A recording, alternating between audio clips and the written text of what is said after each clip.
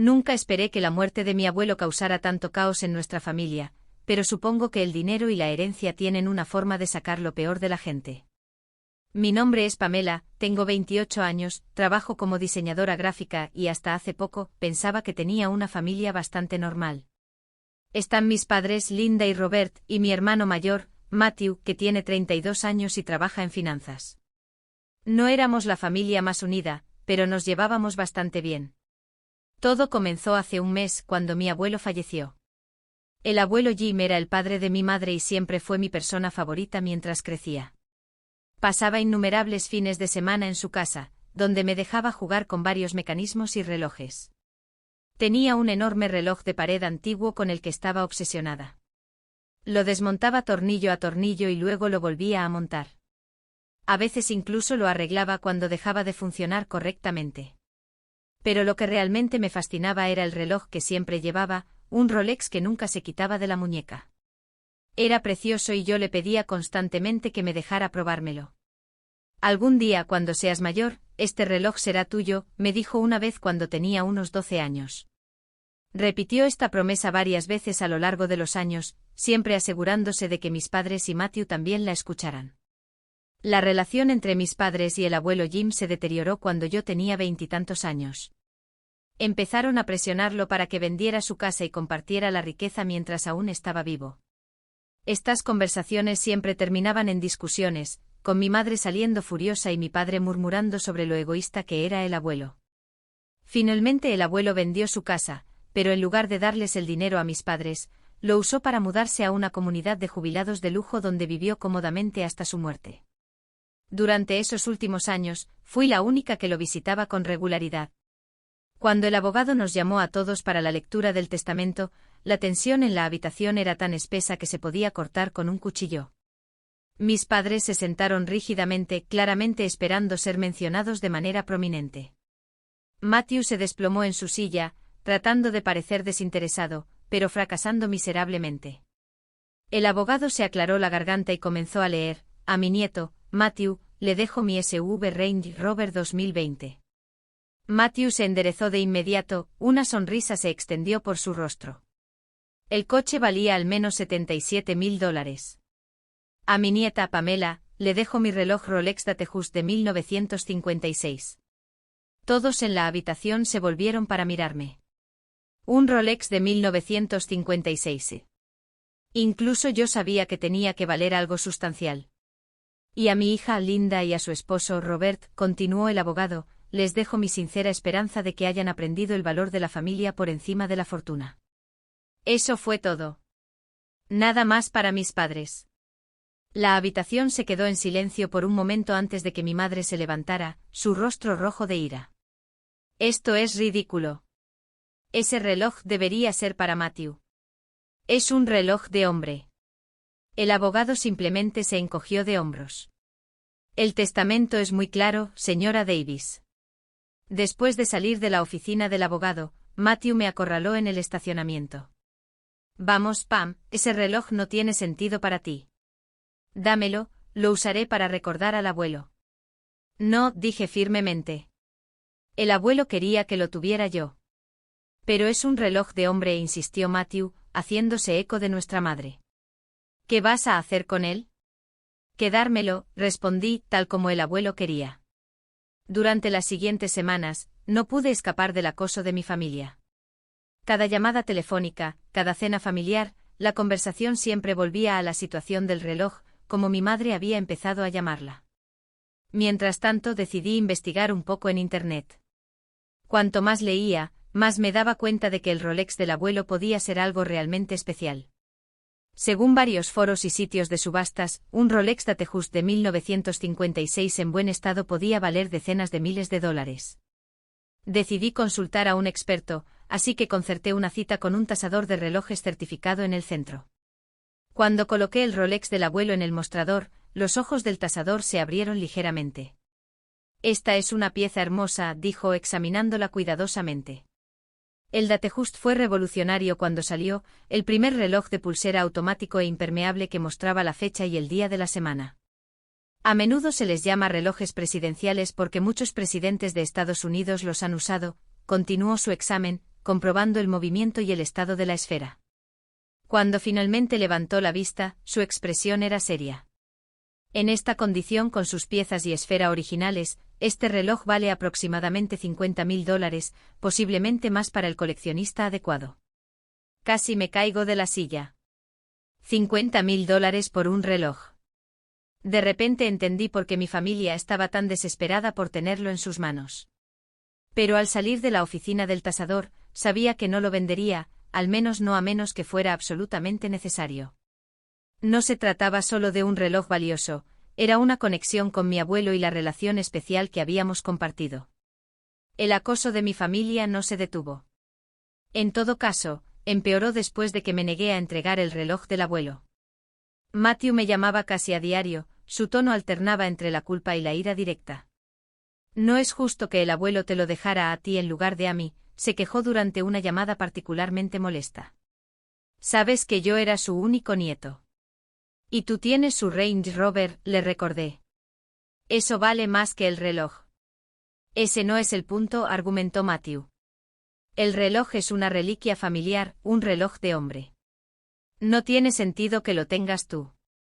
Le colgué a mitad de la frase.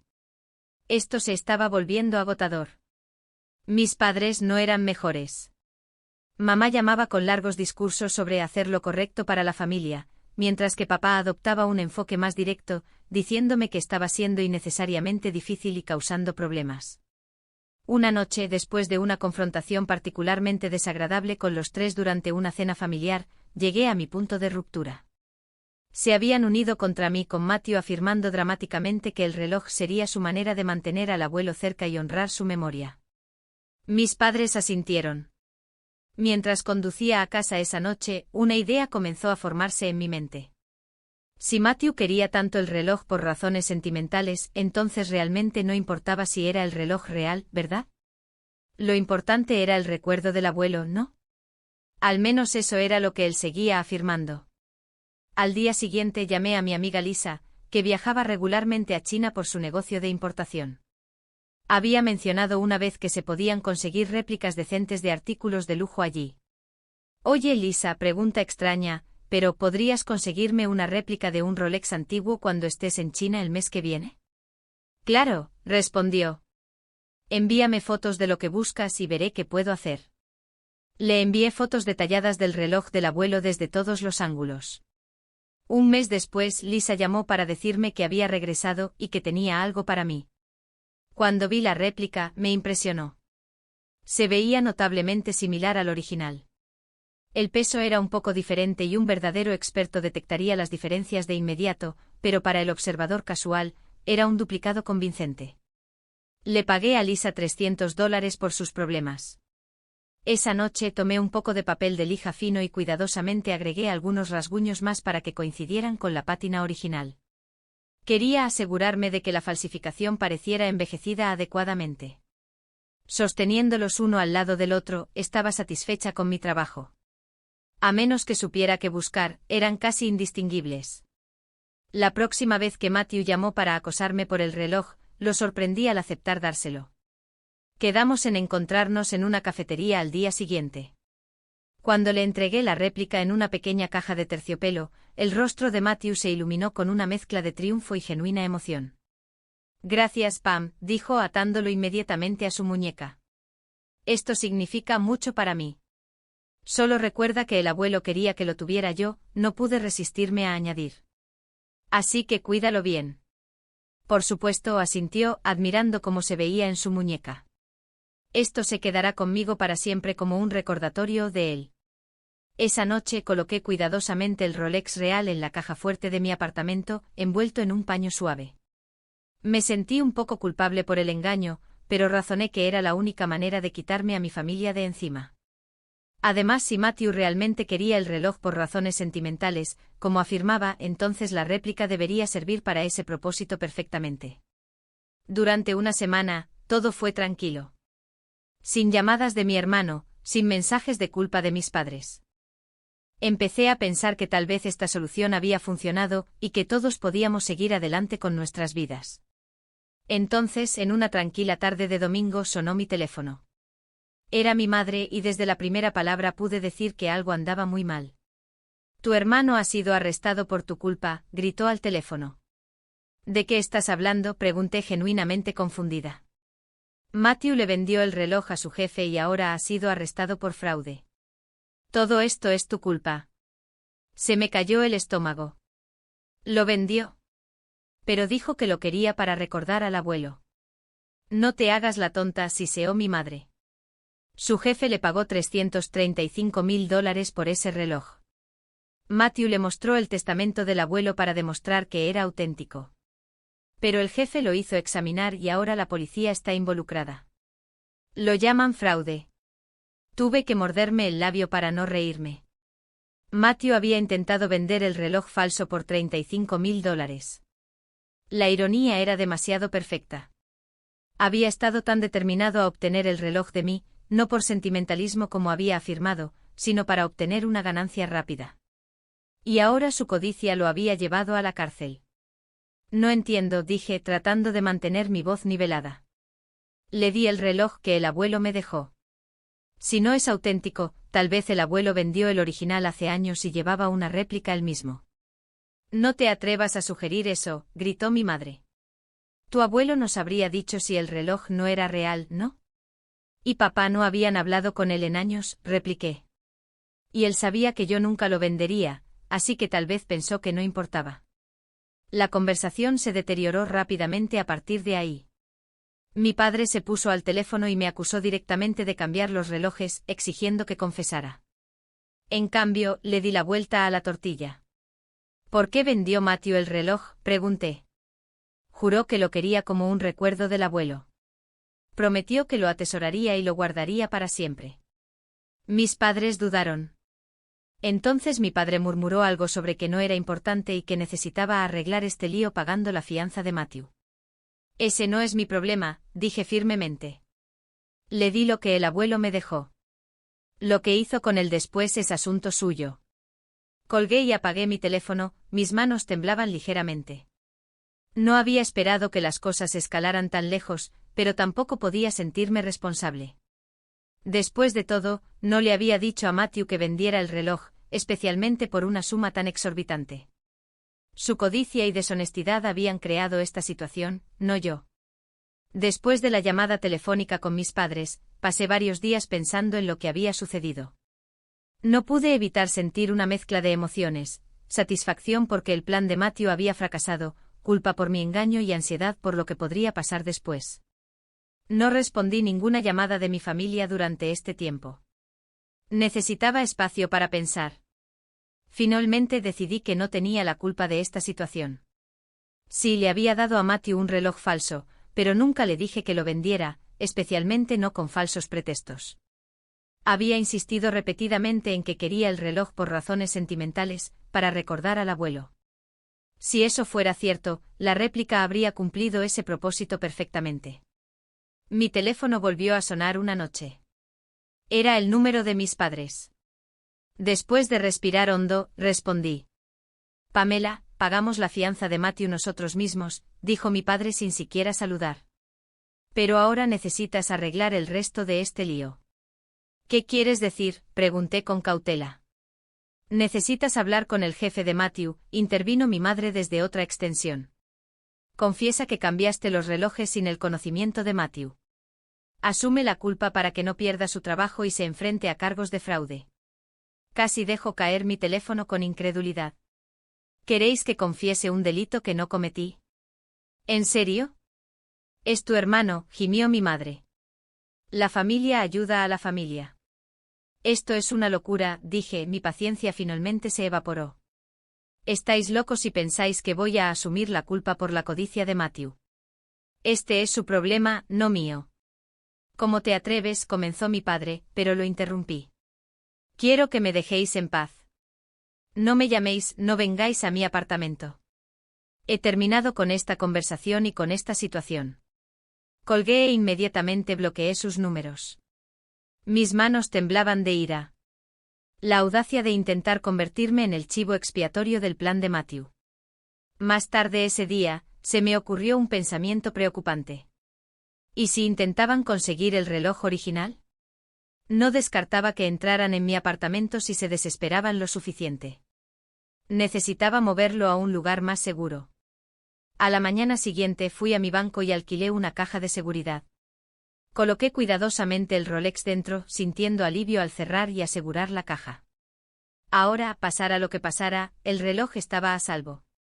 Aproximadamente una semana después, recibí una llamada de mi tía Susan, la hermana de mi padre.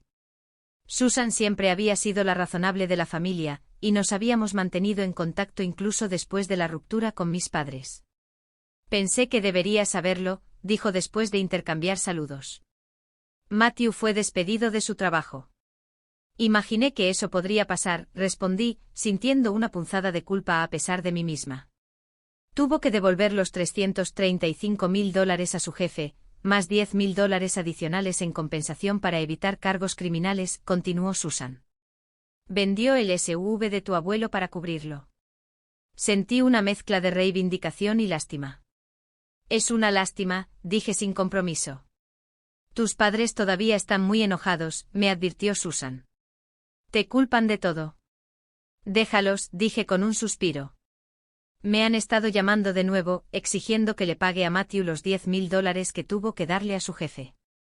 ¿Y lo harás?, preguntó Susan, su tono neutral. Absolutamente no. Les dije que no tienen pruebas de que el reloj fuera real. El abuelo no tenía ninguna documentación para ello. Si quieren hacer reír a un juez, son bienvenidos a llevarme a los tribunales. Susan se rió suavemente. No lo harán. Solo intentan intimidarte. En los días siguientes me tomé un tiempo para analizar toda la situación desde un punto de vista legal. Estaba limpia. Mi amiga Lisa había pedido la réplica de China, no yo.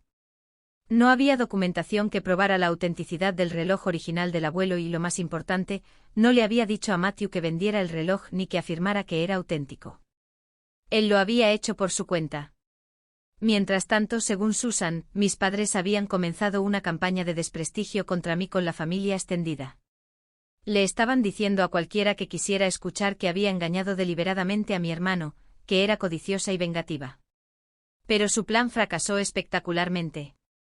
La mayoría de nuestros parientes sabían exactamente qué tipo de personas eran mis padres: mezquinos, hambrientos de dinero y manipuladores. Todos habían presenciado cómo mis padres habían acosado al abuelo para que vendiera su casa y cómo sus incesantes demandas lo habían llevado a cortar lazos con ellos. Todos sabían que yo era la única que había mantenido una relación con el abuelo en sus últimos años, visitándolo regularmente en la comunidad de jubilados. Uno por uno, los parientes llamaron para decirme que estaban de mi lado. Mi prima Emily me dijo que cuando mis padres se acercaron a su padre para pedirle un préstamo para ayudar a Matthew, él se había reído en sus caras. Susan volvió a llamar unas semanas después para ponerme al día sobre la situación de Matthew. Había estado luchando por encontrar un nuevo trabajo, ya que su antiguo jefe se había asegurado de que se corriera la voz sobre lo que había sucedido. Sus ahorros se habían agotado por el pago de la compensación y ya no podía pagar su apartamento. Se mudó de nuevo con tus padres el fin de semana pasado, me dijo Susan. Todos están miserables juntos en esa casa. Ese no es mi problema, dije sintiendo un destello de la vieja culpa, pero apartándola. Tomaron sus decisiones, al igual que yo tomé las mías. Lo sé, respondió Susan suavemente. Solo pensé que deberías saberlo. Después de colgar, fui al armario de mi habitación y saqué un viejo álbum de fotos. Había una foto del abuelo y yo cuando tenía unos 10 años, sentados en su banco de trabajo. Yo estaba concentrada intensamente en el funcionamiento interno de su reloj de pared, mientras él me observaba con inconfundible orgullo. Su Rolex era visible en su muñeca, captando la luz.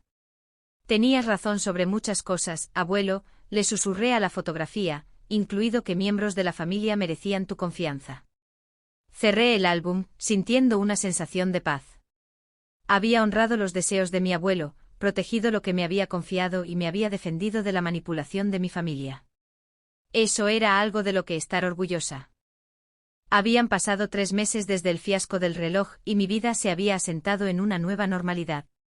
Cambié mi número de teléfono, me mudé a un apartamento diferente en la ciudad y me concentré en construir relaciones con los miembros de la familia que me habían apoyado.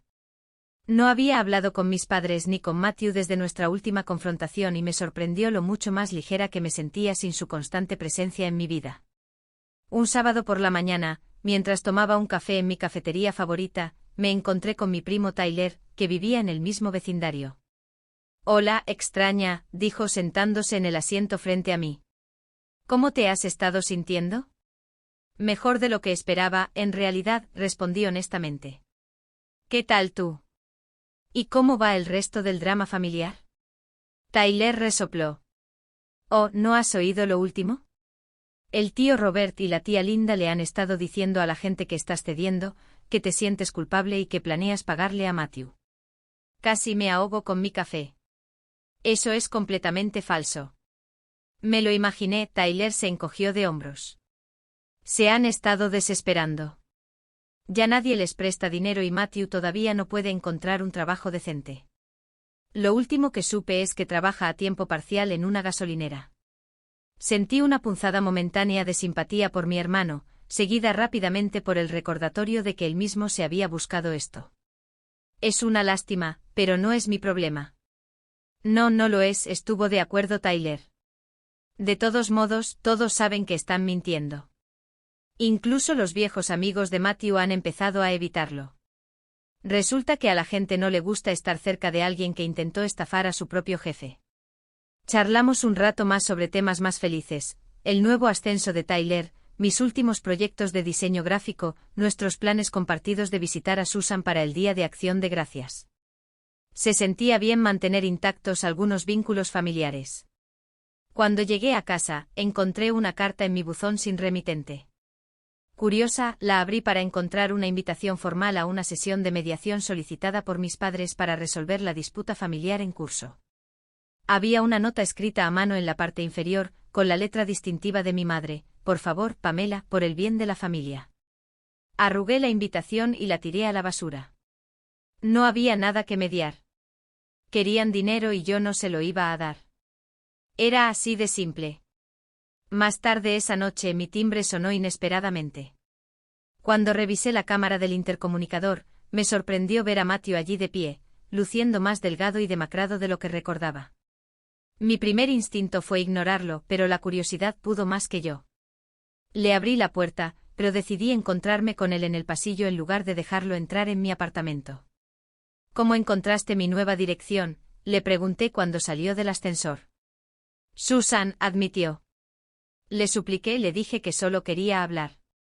Hice una nota mental para tener una conversación seria con nuestra tía sobre los límites. «¿Qué quieres, Matthew?» «Quería disculparme», dijo sin mirarme a los ojos. Metí la pata. Crucé los brazos y me apoyé contra la pared, esperando a que continuara. «No debería haber intentado vender el reloj», continuó. «Estuvo mal. Fui codicioso y estúpido». «Si lo fuiste», estuve de acuerdo fríamente. «¿Eso es todo?» Matthew levantó la vista, un destello de la vieja ira cruzó su rostro antes de que la controlara. «Mira, sé que cambiaste los relojes. Debiste haberlo hecho. Pero no estoy aquí por eso. Estoy aquí porque necesito un nuevo comienzo lejos de mamá y papá. Me están volviendo loco». Casi me reí. «¿Y qué tiene eso que ver conmigo?» «Necesito dinero para el depósito de seguridad de un apartamento», dijo, las palabras salieron apresuradamente. «Solo un préstamo. Te lo devolveré una vez que consiga un trabajo mejor». Ahora sí me reí. «Debes estar bromeando. Después de todo lo que pasó, ¿crees que te voy a dar dinero?» «Tienes el reloj real del abuelo», exclamó, su voz elevándose. «Vale una fortuna y tú simplemente te sientas sobre él mientras yo sufro».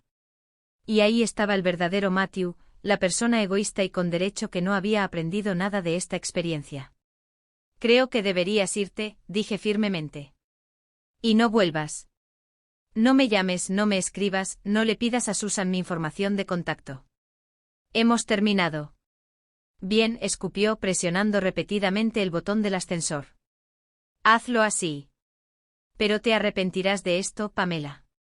Esto no ha terminado». Lo vi irse sintiéndome más triste que enojada.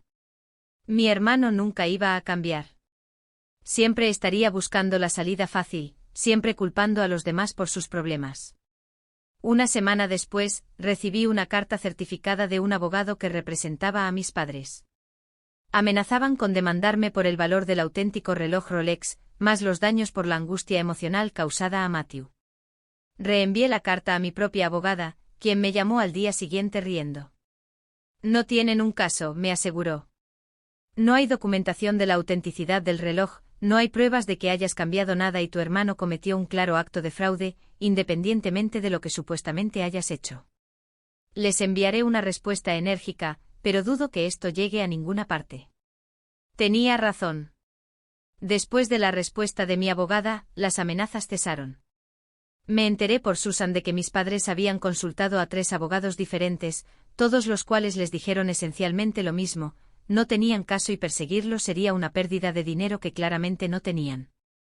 Cuando llegó la primavera, decidí que era hora de ir al banco y recuperar el reloj del abuelo de la caja de seguridad. No lo había mirado desde ese día, meses atrás, cuando lo había guardado por seguridad. Esa noche recibí un correo electrónico de una agencia de diseño con la que había tenido una entrevista semanas antes. Me ofrecían un puesto con un aumento de sueldo sustancial. Significaría mudarme a Chicago, lejos de los restos del drama familiar. Lo pensé durante 5 minutos antes de aceptar. Un nuevo comienzo en una nueva ciudad sonaba perfecto. Podía visitar a Susan y a los primos que todavía me importaban en vacaciones y, por lo demás, construir una vida libre de las expectativas tóxicas de la familia. Mientras empacaba mi apartamento durante las siguientes semanas, me encontré con el viejo álbum de fotos de nuevo. Decidí tomar solo algunas fotos seleccionadas, las que tenía con el abuelo, con Susan, con los primos que me habían apoyado. El resto las dejé atrás, junto con los dolorosos recuerdos que representaban. El día antes de mi mudanza, visité la tumba del abuelo. No había estado allí desde el funeral, en parte para evitar encontrarme con mis padres o Matthew. Coloqué un pequeño ramo de sus flores silvestres favoritas junto a la lápida. Mientras me alejaba del cementerio hacia mi nueva vida en Chicago, sentí la presencia del abuelo conmigo. Sabía que habría aprobado mis decisiones, como había manejado la situación. Y realmente esa era la única aprobación que necesitaba.